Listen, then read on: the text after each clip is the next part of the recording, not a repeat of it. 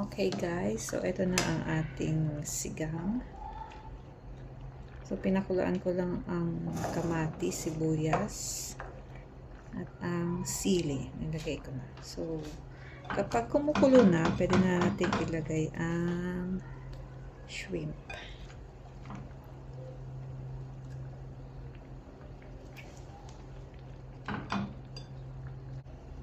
So ayan, nalagay na natin ang shrimp. So mabilis lang po to. Pwede natin ilagay ang ating kangkong. Kasi hinarvest natin kangkong. Pero syempre dinagdagan pa rin natin siya. Dahil kulang naman. Hey.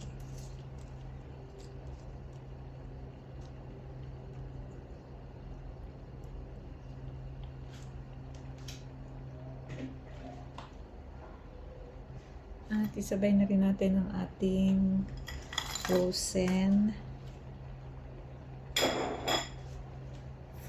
na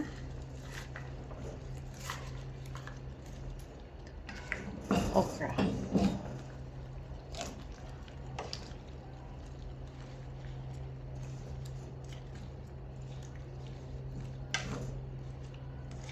Mabilis lang tong sinigang na hipon.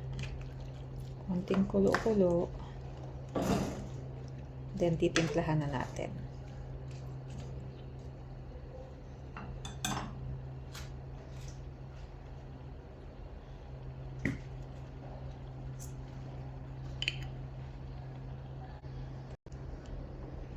Ayan.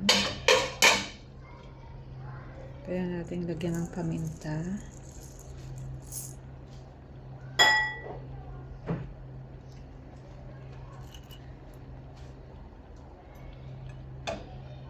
Ang ating patis.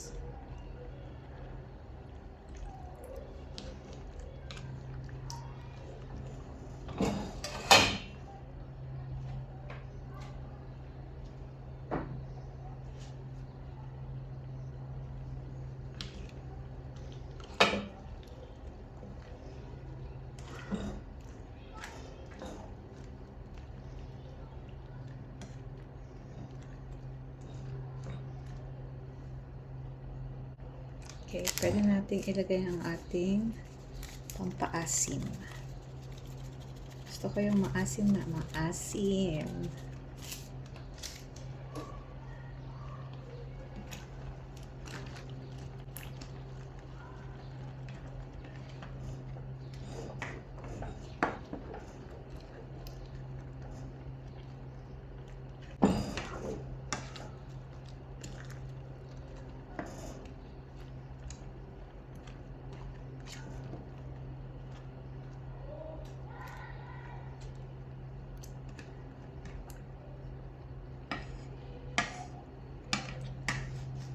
Pakulaan lang natin ng konti at tikman.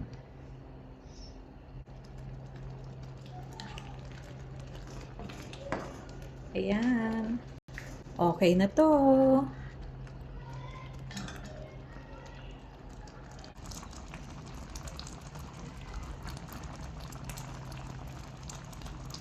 Kain na na. Thanks for watching.